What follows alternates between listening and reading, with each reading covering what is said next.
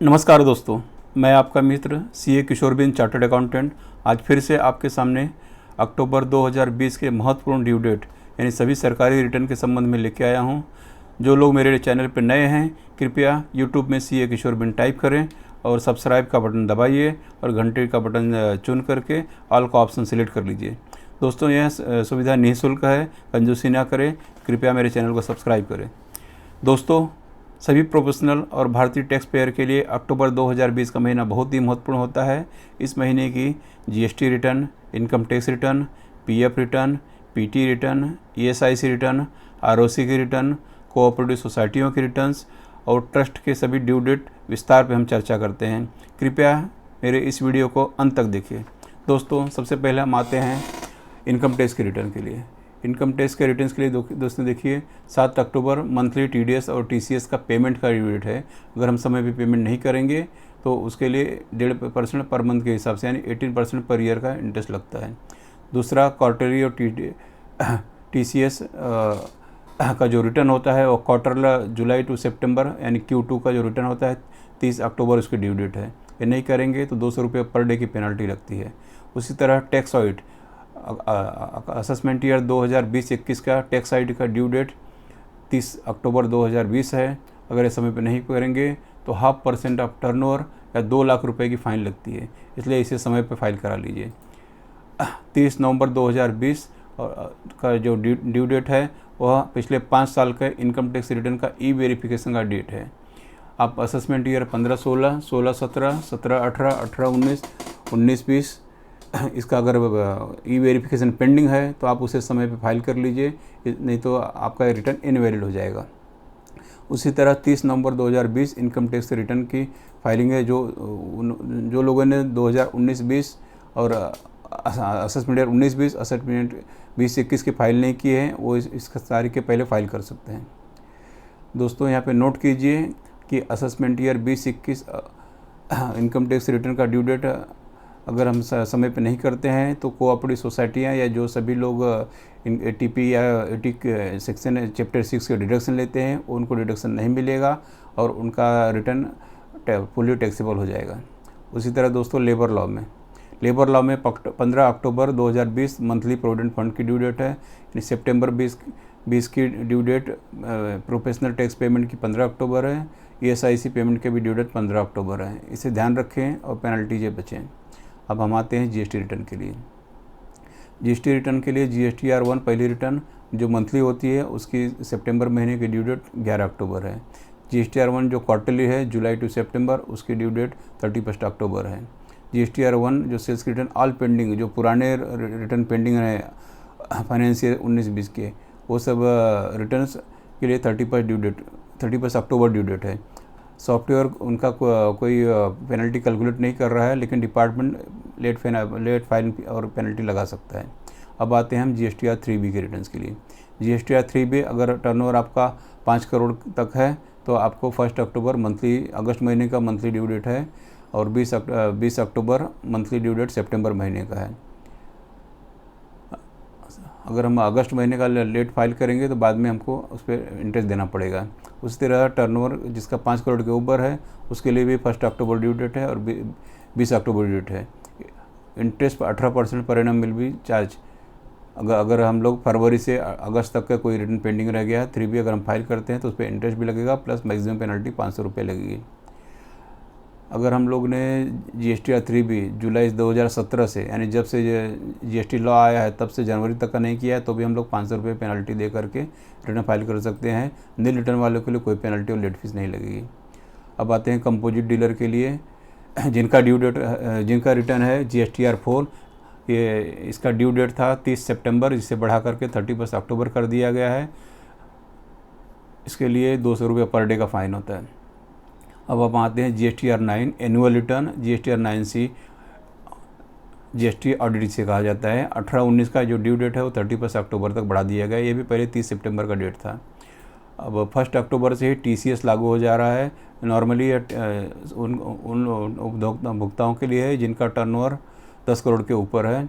1 अक्टूबर से 0.075% उनको TDS cut करना है सभी ट्रांजैक्शन पे जिसका पार्टी का ट्रांजैक्शन 50 लाख से ऊपर हो जाता है। अब रिकन्सिलेशन GSTR 2A के लिए 19-20 का करने के लिए 30 अक्टूबर ड्यू डेट है, वरना इसके बाद क्रेडिट नहीं मिलेगी। ई इनवाइसिंग का फैक्टर 1 अक्टूबर से लागू हो गया है। ई इनवाइसिंग यानी कि सभी बिल्स या इनवाइस जो होते हैं गवर्नमेंट के पोर्टल से बनेंगे, जिसका टर्नओवर 500 करोड़ के ऊपर है। 1 अक्टूबर को से उन सभी को सारे ई इनवाइस उनको गवर्नमेंट के पोर्टल से बनाने हैं। उसी तरह क्रेडिट नोट और डेबिट नोट इशू करने का भी 31 अक्टूबर ड्यू डेट है। दोस्तों, अब non residence tax payer, input service distributor, TDS TCS tax payer, इन सब के लिए ड्यू डेट के बारे में बात करते हैं। For the month of September and quarter end July to September, उसके लिए है नॉन रेसिडेंस टैक्स पेयर जो GSTR 5 फाइल करते हैं, इनपुट सर्विस डिस्ट्रीब्यूटर, उनके लिए ड्यू डेट है 20 अक्टूबर। इनपुट सर्विस डिस्ट्रीब्यूटर जो GSTR 6 फाइल करते हैं, उनके लिए ड्यू डेट है 13 अक्टूबर। TDS डिडक्टर जिनका GSTR 7 फाइल होता है, उनका 10 अक्टूबर ड्यू डेट है। TCS यानी टैक्स कलेक्ट करते हैं सितंबर महीने का, GSTR 8 रिटर्न फाइल करते हैं, उनके लिए 10 अक्टूबर ड्यू डेट है। कंपोजिट टैक्स पेयर के लिए जो 08 रिटर्न फाइल करते हैं, उनके लिए 18 अक्टूबर ड्यू डेट है। दोस्तों, अब हम आते हैं ROC रिटर्न्स के बारे में। ROC रिटर्न यानी कंपनी रजिस्ट्रार ऑफ कंपनीज के रिटर्न, सभी रिटर्न्स 30 दिसंबर तक बढ़ा दिए गए हैं। एनुअल जनरल मीटिंग भी अब 30 दिसंबर तक होल्ड कर सकते हैं, ले सकते हैं। DR 3 फॉर्म जो डायरेक्टर्स का KYC भरना है, उसके लिए नहीं तो 500 रुपये पर डे की पेनल्टी भी लगती है, उसके लिए 30 दिसंबर का ड्यूट हो गया है। ADT 1 ऑडिटर का अपॉइंटमेंट 30 दिसंबर तक कर सकते हैं। AOC 4 एनुअल रिटर्न 30 दिसंबर तक कर सकते हैं। MGT 7 यानी एनुअल रिटर्न ऑफ कंपनी और 30 दिसंबर तक कर सकते हैं। इसके लिए लंबा चौड़ा फाइन का प्रोविजंस है। उसी तरह बोर्ड मीटिंग का जो रिजोल्यूशन होता है, उसे फाइल करने का भी ड्यू डेट 30 अक्टूबर है। MSCM का जो हाफ ईयरली रिटर्न होता है, उसका भी ड्यू डेट यहाँ पे दिया हुआ है, 30 अक्टूबर ही ड्यू डेट इसका है। LLP की रिटर्न के भी 2 रिटर्न्स होते हैं, उसका भी ड्यू डेट यहाँ दिया गया है, इसका भी 30 अक्टूबर है फाइनेंस ईयर 19-20 के लिए। दोस्तों, एक सर्कुलर नंबर 30/2020 डेटेड 28/9/2020 का है। सर्कुलर मैं थोड़े समय बाद आपको दिखाऊंगा। सभी old ROC returns of last 5 years can be filed and company name can be scored. जिसका नाम, कंपनी का नाम डिलीट हो गया है, उसको रीस्टोर कर सकते हैं, और इसके लिए सिर्फ नॉर्मल फाइलिंग फीस देना है उनको। इसका लास्ट डेट है 31 दिसंबर। अब हम आते हैं कोऑपरेटिव सोसाइटीज़ के रिटर्न्स के बारे में। मिनिस्ट्री महाराष्ट्र सरकार ने 23 जुलाई को मीटिंग ली थी, जिसके अनुसार उन्होंने काफ़ी ड्यू डेट बढ़ा दिए थे। Audit report submission to registrar का ड्यू डेट 31 दिसंबर कर दिया गया है, और एनुअल जनरल मीटिंग लेने का ड्यू डेट 31 मार्च 2021 है। इस तरह O फॉर्म सबमिशन का भी ड्यू डेट 90 दिन के बाद ऑडिट सबमिशन का होता है, यानी कि 31 दिसंबर के बाद 90 दिन यानी 31 मार्च तक वो भी O फॉर्म भी सबमिट कर सकते हैं। उसी तरह मैंडेटरी रिटर्न AGM के 1 महीने के बाद फाइल करना, विदिन 1 मंथ फाइल करना है। जब AGM ही 31 मार्च हो गई है, तो इसका ड्यू डेट भी 30 अप्रैल हो गया है। उसी तरह इलेक्शन लेने के लिए इलेक्शन कमिश्नर ने भी ड्यू डेट एक्सटेंड कर दिया है। अब वो 31 दिसंबर तक इलेक्शन नहीं ले सकते हैं, उसके बाद ही इलेक्शन लेने के लिए नई गाइडलाइंस जारी होगी। अब आते हैं हम ट्रस्ट रिटर्न के बारे में। दोस्तों, सर्कुलर नंबर 580/2020 डेटेड 4/8/2020 को महाराष्ट्र के चैरिटी कमिश्नर ने सर्कुलर इश्यू हुआ है, जिसके हिसाब से ऑडिट कंप्लीशन और submission online charity commission return जितने भी होते हैं, उसका ड्यू डेट 31 अक्टूबर कर दिया गया है, जो कि नॉर्मली 30 सितंबर होता है। इसके बाद रिटर्न फाइल करने के लिए विलम्ब माफी का फॉर्म भरना पड़ता है। दोस्तों, अब हम आते हैं कि कुछ सर्कुलर पे गौर किया जाए जो इस महीने के लिए बहुत ही इम्पोर्टेंट है। अब ऑडिटर का पैनल का एक्सटेंशन,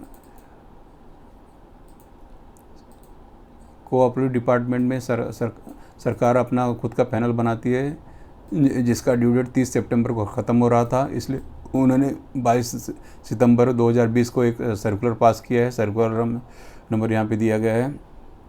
इसके हिसाब से इनका जो पैनल का मुदत वार्ड है वो 31 मार्च 2021 तक कर दिया गया है, यानी कि पुराने ऑडिटर 31 मार्च 2021 तक ऑडिटर पैनल पे रहेंगे। उसी तरह कंपनियों के ड्यू डेट का एक्सटेंशन कर दिया गया है, उसका ये सर्कुलर है, सर्कुलर नंबर 30/2020 28 सितंबर को आया है। इसमें लिखा गया कि सभी ड्यू डेट 30 दिसंबर तक कर दिए गए हैं।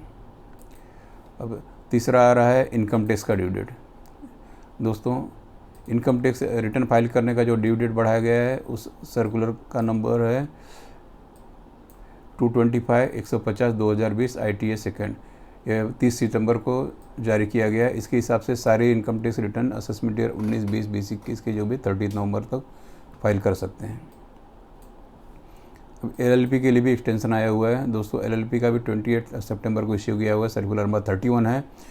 इसके हिसाब से भी 31 दिसंबर तक सारे रिटर्न फाइल कर सकते हैं।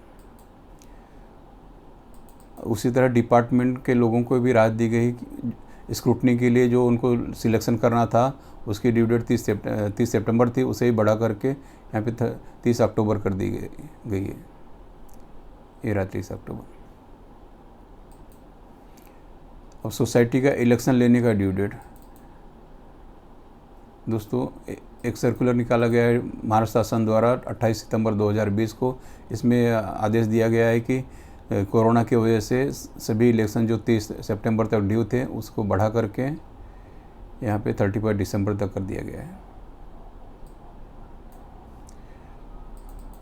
एक TDS TCS का एक सर्कुलर आया है 29 सितंबर से, जिसमें कि सभी ई कॉमर्स वाली कंपनियां जो है वो अपना TDS कट करेंगी। इसके बारे में मैं एक बड़ा वीडियो बनाऊंगा, क्योंकि ये सिर्फ सर्कुलर से काम नहीं चलेगा।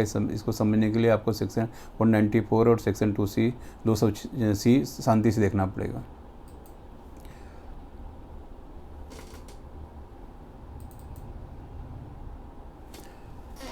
दोस्तों, उम्मीद है आपको मेरा ये वीडियो पसंद आया होगा। मेरे वीडियो को अंत तक देखने के लिए धन्यवाद। कृपया इस वीडियो को लाइक, कमेंट और शेयर करें और चैनल को सब्सक्राइब करें। मुझे संपर्क करने के लिए दिए हुए मोबाइल विजिटिंग कार्ड पे आप ध्यान दे करके संपर्क कर सकते हैं। मेरा मोबाइल नंबर है 9819701428।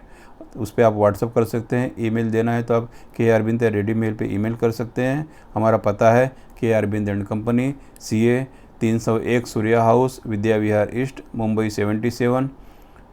धन्यवाद। जय हिंद, जय महाराष्ट्र।